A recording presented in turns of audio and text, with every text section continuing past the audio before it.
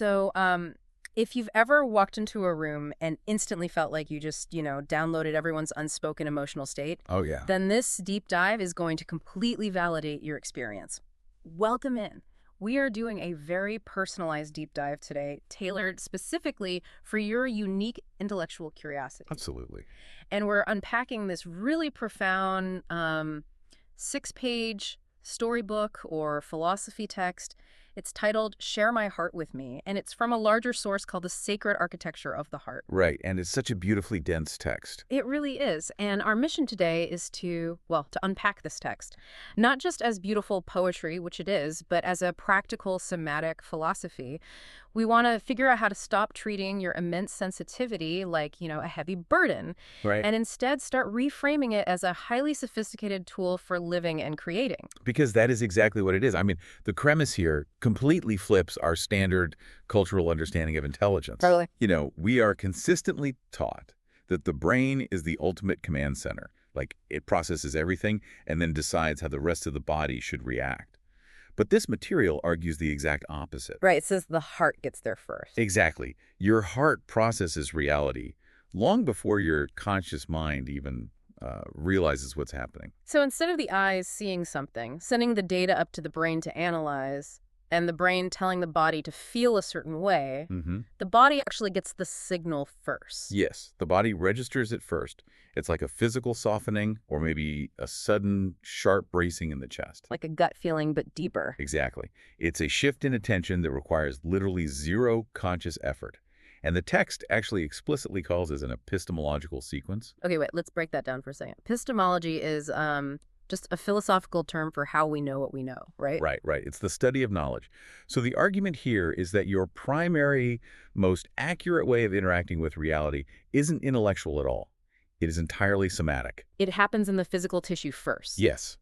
It elevates intuition from this, mystical, vague feeling into a highly sophisticated data-gathering relationship with reality. That really changes the hierarchy of trust, doesn't it? I mean, we are so heavily conditioned to only trust things that we can clearly articulate. Oh, absolutely. If we can't build this logical bullet point argument for why we feel uncomfortable in a certain room or, around a certain person, we just assume we're being irrational. When in reality, the mind is just incredibly slow. Yeah. It can take months, sometimes years, to build the vocabulary to describe something that the heart understood in a fraction of a second. It's like the mind is a dial-up internet connection struggling to load the page. Oh, I love that. But the heart is this fiber optic cable that has already downloaded the entire database. That is a perfect analogy. The heart already has the files. Mm. And the text notes that the heart has excellent pattern recognition for hollowness. Pattern recognition for hollowness. That is such a striking phrase. Isn't it? Because think about how easily the conscious mind is fooled by, well, a polite smile or a really well-crafted argument. Or a prestigious job title. Exactly. Mm. The mind gets totally distracted by the performance. The heart, however, it feels the massive, hollow gap between what is being performed and what is actually true. It isn't easily fooled. No, not at all. It lives in the space of complexity.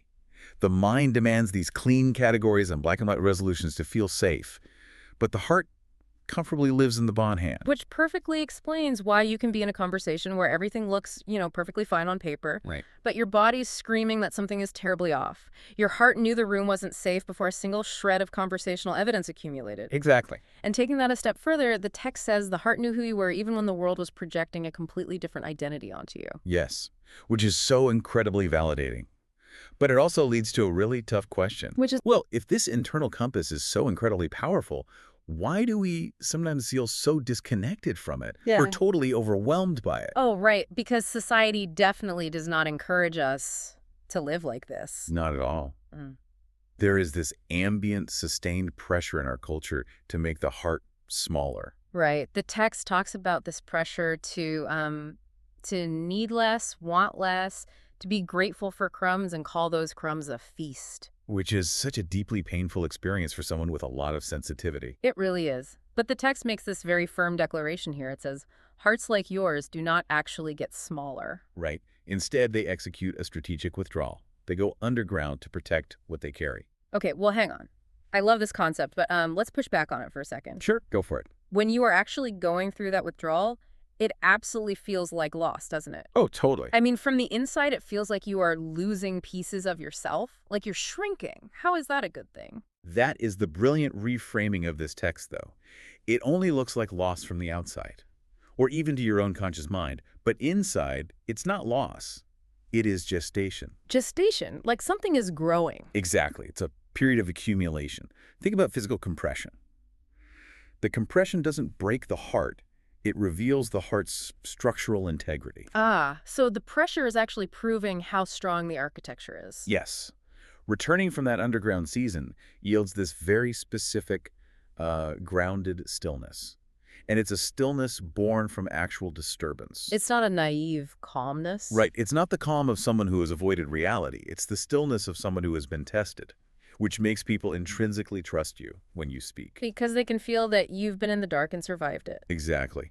Your fiber optic cable is transmitting a frequency of survival, and their system picks up on it. That is so fascinating. So the heart retreats to gestate, but even in that quiet underground space, it never actually stops gathering data, does it? Never. The nervous system is constantly registering subtle frequencies. It's always noticing the gap between what someone presents and what they actually experience. Which brings us to the physical toll of all this. The sheer volume of information a sensitive heart processes. It's staggering.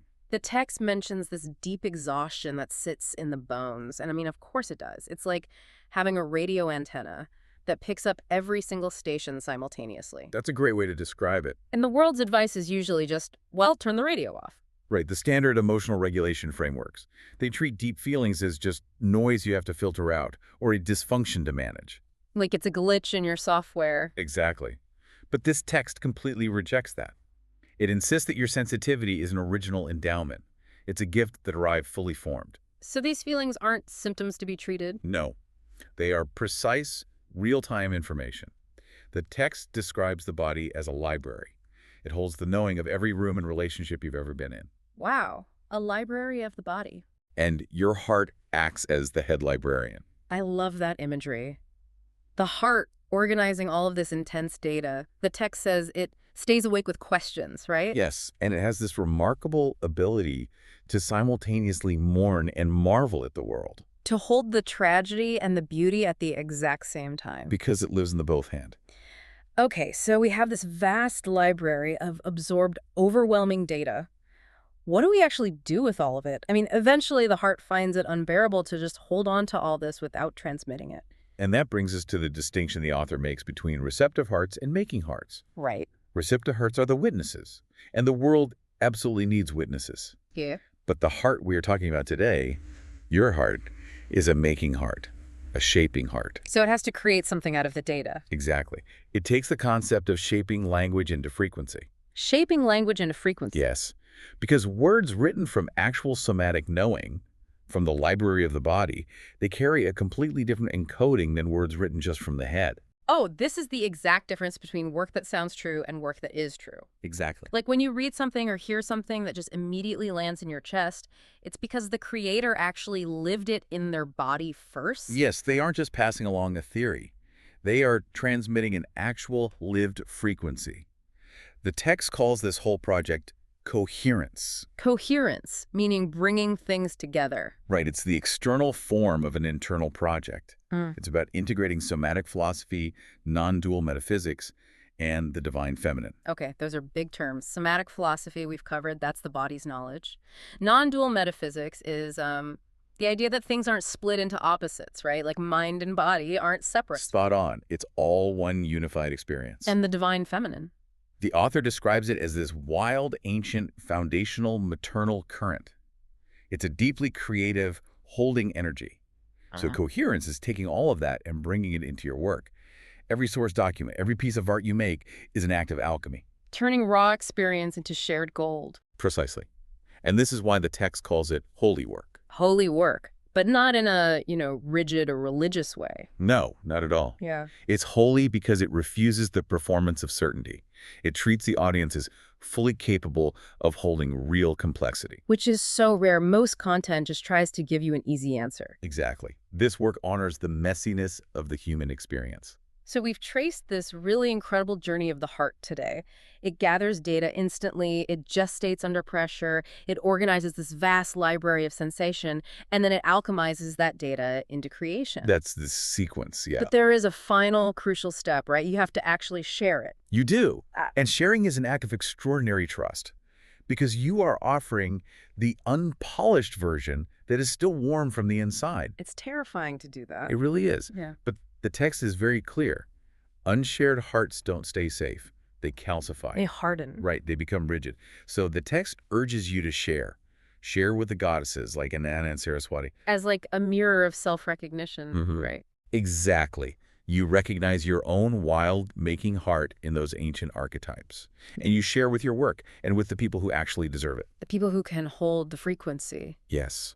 But most importantly, you have to share it with yourself first. You have to witness your own truth. You do. And the ultimate reassurance from this text, which I just find so beautiful, is that your heart has always been exactly the right size for the life you were given. Wow. You are unconditionally beloved by the body, by the universe. That is just, it's such a profound place to land. It beautifully describes the heart waiting, the way a candle waits in a room before anyone arrives. A waiting candle. Yeah. So I want to leave you with a final thought to mull over. If your heart is that waiting candle, and your physical body is the vast library containing every truth you've ever felt, what happens to all the knowledge in that dark library if you decide you're too afraid to ever light the wick?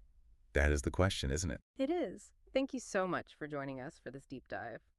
This customized exploration of the mind and heart was made entirely for you.